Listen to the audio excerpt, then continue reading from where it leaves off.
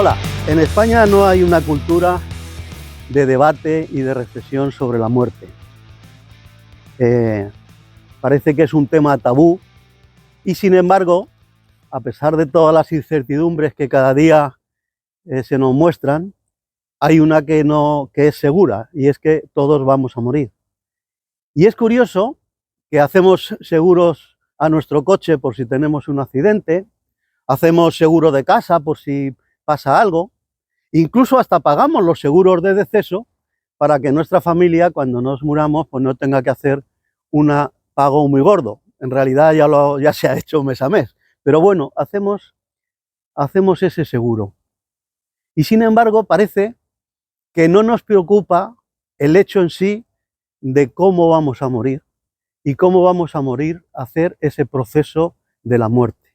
Y es importantísimo, porque es un proceso que puede ser de una larga enfermedad y durar incluso años, ¿no? Y por lo tanto sería bueno reflexionar y ahora que estamos sanos, ahora que podemos reflexionar sin ninguna presión inmediata, ver cómo queremos que nos traten si caemos en una de esas enfermedades en las cuales hemos perdido la capacidad de comunicarnos con los demás y por lo tanto no podremos en ese momento expresar la voluntad de qué tratamiento queremos recibir, qué tratamiento no queremos recibir, cómo queremos que se nos trate, cómo queremos que se informe de lo que pasa, incluso una vez fallecidos, pues qué queremos que se haga con nuestro cuerpo, si se dedica a la investigación, si queremos que se incinere, que se entierre, etc. Todas esas cosas son muy importantes, son importantes para nosotros porque tienen que ver con ese proceso anterior al fallecimiento.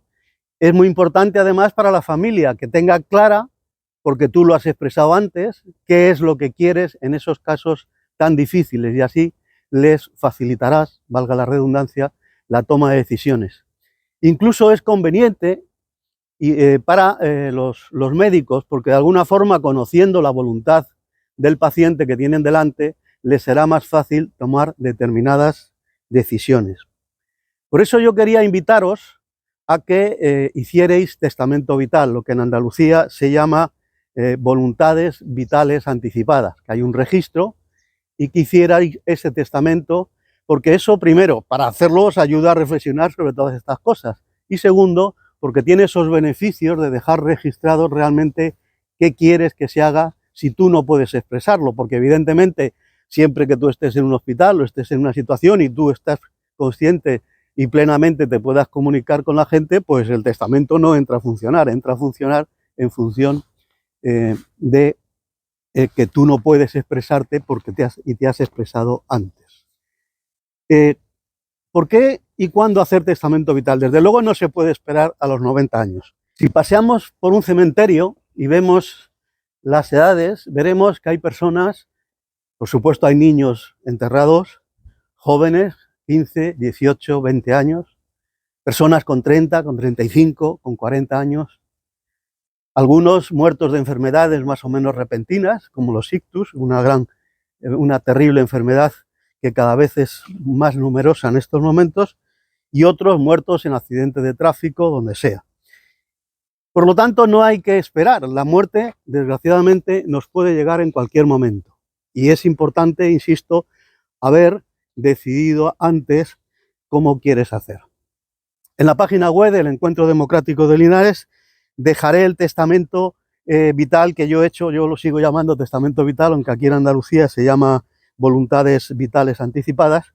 Pero bueno, yo creo que todo el mundo entiende lo del testamento vital.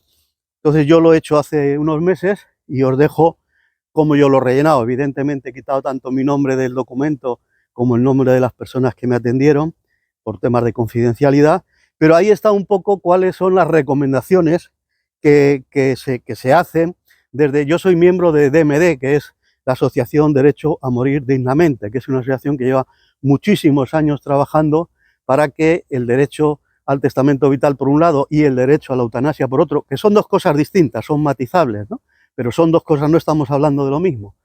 El derecho a la eutanasia va por un lado, y es una ley reciente, y el derecho al testamento vital, que ya lleva en España 10 o 15 años, desde luego es otra cosa distinta, es eso de qué tratamientos quieres tener cuando tienes un Alzheimer, si quieres alimentarte por una máquina.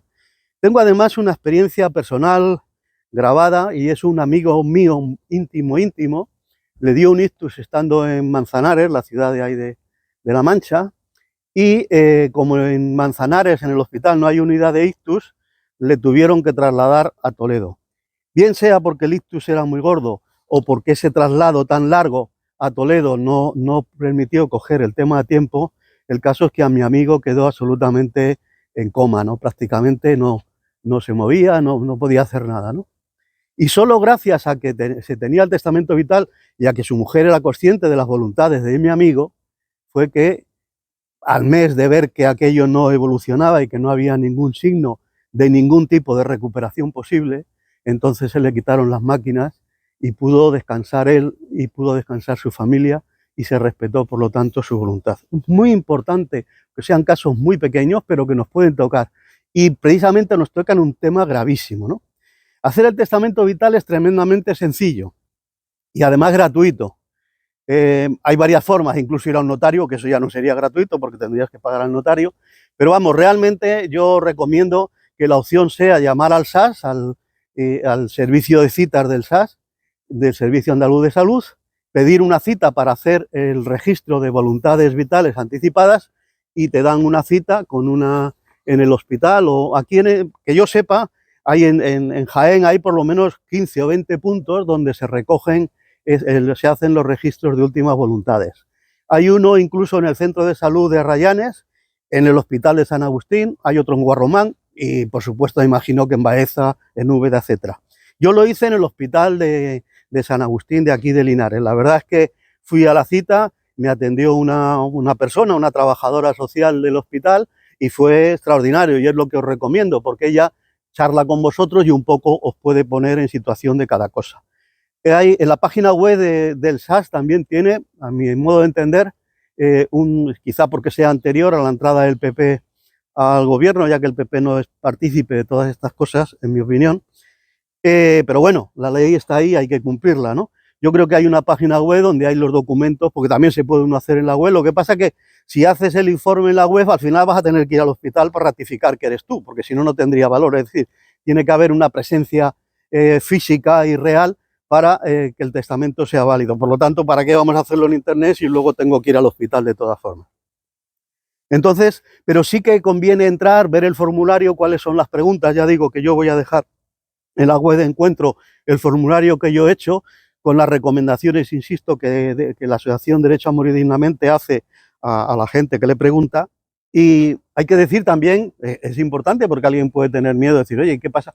Que es algo absolutamente modificable y algo además incluso revocable. Es decir, imagínate que pasado mañana hay cambios modernísimos en medicina que cambian las circunstancias cuando a ti te han hecho, cuando tú has hecho el testamento vital. O incluso tú has cambiado tu forma de pensar, de cuando has hecho el testamento hace 10 años, ahora has podido cambiar formas de pensar. Bueno, pues tú puedes modificar en cualquier momento y las veces que sea necesario el testamento vital. Y puedes incluso revocarlo. Es decir, mira, no, pase lo que pase, no, yo creo que es un error, pase lo que pase, pero no quiero tener un testamento vital hecho. Bueno, pues eso es absolutamente posible y por lo tanto tienes que garantizar, tienes garantizado además que siempre que además que tú seas consciente y puedas expresar lo que quieres, ese es el valor que va a tener.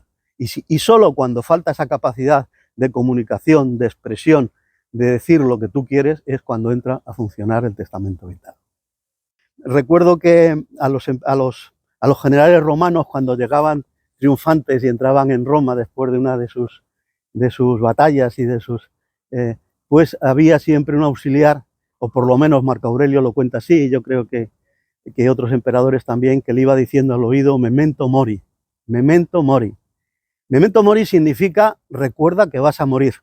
Y en realidad cuando se expresaba ahí a Marco Aurelio, lo que le querían decir es, ojo, no cometas un pecado de orgullo, recuerda que vas a ser un ser humano normal. A mí me gusta mucho esa frase para muchos valores. Primero, recuerda que vas a morir y por lo tanto vive cada segundo de tu vida vivo. Porque muchas veces nos pasa a todos, a mí me pasa por supuesto, que dices, joder, han pasado 4 horas y yo qué he hecho en estas 4 horas, ¿no? Eso es terrible porque significa que estamos perdiendo momentos de vivir con intensidad. Y vivir con intensidad no es hacer rafting o tirarte por unos acantilados. Vivir con intensidad es vivir cada momento de manera consciente haciendo lo que quieres hacer. Memento Mori te tiene que ayudar a saber que tienes que aprovechar cada segundo, cada momento de tu vida. Y yo también ya aprovecho para decir Memento Mori, recuerda que vas a morir, para hacer un testamento vital y que tus últimos momentos sean lo más parecido a la voluntad de cómo quieres morir. Es importante que tengamos una muerte digna como el mejor colofón para una vida digna también.